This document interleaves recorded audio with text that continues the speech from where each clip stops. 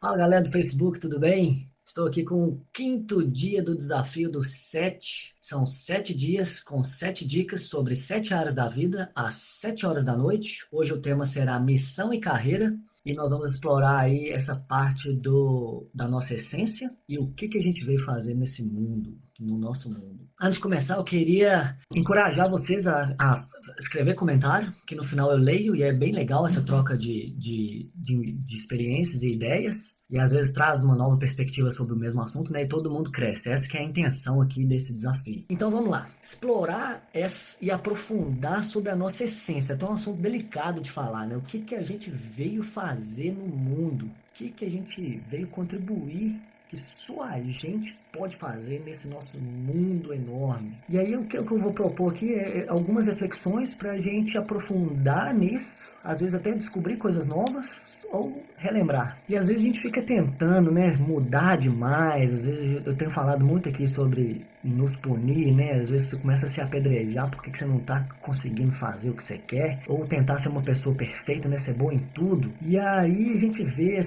muita coisa principalmente no Instagram, né? Aqueles perfis legais, que é tudo bonito, tudo viagem, é tudo bom demais, é tudo. E a gente fica querendo aquilo. E a gente sabe que não é muito. A gente sabe que essa vida é só flores, né? Só foto bonita de viagem e tudo. A gente sabe que não é por aí que a real vida existe, né? E aí, até gostei do último documentário que eu assisti do Jim Carrey. Ele falou assim, para você se tornar essa pessoa ideal na sua cabeça, ou uma pessoa completamente diferente da sua essência, né? Ou essa perfeição que a gente busca às vezes, você primeiro tem que apagar quem que você realmente é para assim poder ser essa pessoa fictícia, né? Então, é uma coisa assim drástica, né?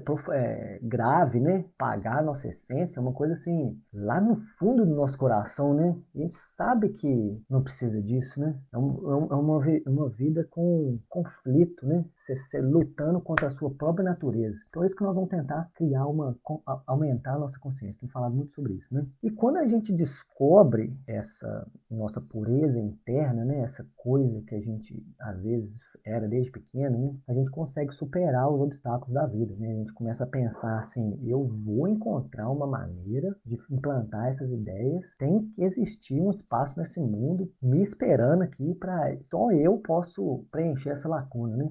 E aí, só mais uma reflexãozinha, que depois que a gente fizer os exercícios, a gente fica muito ansioso querendo resultado de curto prazo, né? E aí, uma frase que eu li é: não alcançar um objetivo específico de curto prazo faz parte do jogo do longo prazo. Então, por exemplo, o maratonista, né? O maratonista ele vai treinar 1 ou 2 anos, talvez, né? Ele não está preocupado com aquele sábado específico que estava quente ou que ele tinha dormido mal e que ele não foi muito bem. Ele está aí no jogo, o treino dele é baseado no longo prazo, né? Então a gente tem que superar essas pequenos obstáculos, pequenos desafios ao longo do caminho. E o primeiro exercício, bem rapidinho, nós vamos descobrir aqui a nossa zona de fluidez, que é os assuntos que a gente gosta e os assuntos que a gente sabe, conectar os dois, certo? E o primeiro grande passo, que volta lá no primeiro vídeo, quem não assistiu todos os vídeos, eu até encorajo você a assistir, porque é um passo a passo bem legalzinho sobre a nossa caminhada aí pelo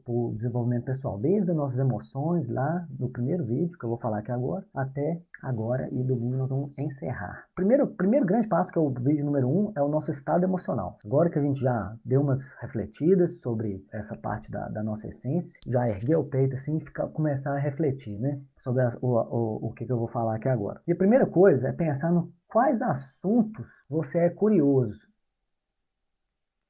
O que você tem curiosidade de aprender? Eu vou dar um exemplo meu. Eu sou curioso com música. Não sou profissional, não sou nem amador, né? Mas eu sou curioso. Eu gosto de saber mais sobre música. Também gosto de saber mais sobre o nosso cérebro, o nosso funcionamento do nosso cérebro, sobre a parte física, né? Nossa, sobre novos tipos de alimentação. E aí você vai listando. Quem quiser ir colocando aí, pode colocar. E aí na outra metade da folha, se você estiver fazendo uma folha de papel, né, de um lado você faz os assuntos que você é curioso. No outro, você vai fazer o que que você é bom, o que que você sabe, ou o que que você tem muito conhecimento sobre. Aí você vai listar. Por exemplo, eu considero que eu sou bom em estabelecer meta. e quebrar em pequenas atividades. Eu também sou bom com investimento. Eu também sou bom com... O que mais que eu sou bom? Fazer piadinha, né? Eu, pelo menos eu considero. O importante é que a gente mesmo nos considerar. E aí, isso, só algumas ideias só para aflorar aí a mente. E aí, tendo essas duas colunas na folha de papel, nós vai partir ela no meio e vai fazer isso, você vai começar a ligar os pontos. E aí, por exemplo, estabelecimento de metas, né? Eu sou curioso com essa parte de desenvolvimento pessoal, né? Aí eu ligo um com o outro. E aí eu vou ligando, onde que tiver mais linhas conectadas, é a sua zona de gênio, que fala, né? Zona of fire, fala em inglês, que é o seu fluido mental, que você é curioso, você gosta de estudar, é um prazer que você tem de descobrir coisas novas sobre esse assunto, e isso aí é bom. Então esse é o primeiro grande gatilho aí de descobrir nossa aptidão. E agora um exercício um pouquinho mais profundo sobre a nossa infância. E aí, que eu lembrei aqui que a gente sempre escuta a mãe ou a avó ou o tio, né, falar assim, nossa, eu lembro dele desde pequeno, ele era assim, né? Então você vê a importância que todo mundo já escutou alguém falar isso, né? Ou já com ele mesmo, né? Já me falaram, não, você é assim desde pequeno, né? Não sei como é que você consegue. E aí a gente percebe que a nossa personalidade, para quem tem filho aí sabe, né? Para quem tem mais de um filho, sabe que as diferenças entre duas pessoas começam desde muito cedo. A pessoa parece que já tem aquela personalidade já meio que formada, né? Apesar que, claro, que mudanças são possíveis, né? E tal, a gente pode, inclusive esse programa aqui é sobre mudanças, né? Só que aquela purezinha de criança às vezes está ali desde sempre. A gente só tem que trazer ela para a superfície de novo. E aí por quê, né? Porque criança não tem filtro, não tem julgamento, não tem essa parte que os adultos têm, né? Não sei por que ele desenvolve isso. É assim, a criança você perguntar para ela, começa a brincar com ela, você fala assim, não, eu vou voar, não, eu quero ter uma piscina, não, eu quero ter duas piscinas, não, eu quero, não tem limite, é um pensamento tão criativo, tão aflorado, né? Sem freio, sem nada. E aí a pergunta é, o que que você queria ser quando você era criança? Quais que eram essas aspirações, né? Desde pequeno? O que você sempre quis ser? Eu vou compartilhar aqui os meus. E aí eu sempre quis ser, não. Quando eu era criança, eu botei na minha cabeça que eu ia ser jogador de futebol. E mais outras duas coisas, né? Eu já quis ser astronauta e já quis ser também bombeiro. Eu lembrei disso, achei até curioso, bastante curioso. E aí o detalhe é que eu não me tornei nenhum deles, apesar de que eu até me cadastrei pro Corpo de Bombeiro aqui quando tinha incêndio, mas eu não fui chamado não. Mas o que estava por trás desse desejo? É o que nós vamos aprofundar um pouquinho mais. O que era realmente o que eu queria com ser jogador de futebol, ou astronauta, ou bombeiro? E eu fiquei pensando, né? O futebol, né, o esporte, dá uma sensação de honrar a camisa, né? Às vezes até o patriotismo, né? Que logicamente que uma boa criança que quer ser jogador de futebol pensa na seleção brasileira, né? E aí essa questão do patriotismo, né? É engraçado que eu lembrei agora. Como é que a gente já era assim desde pequeno, né? Eu lembro, não sei se meu pai vai lembrar, se ele tiver aí, eu queria saber se ele lembra. Eu falando com ele, quando botei na minha cabeça que eu queria ser jogador de futebol, eu cheguei para ele e perguntar, pai, o que aconteceria se eu jogar no Cruzeiro?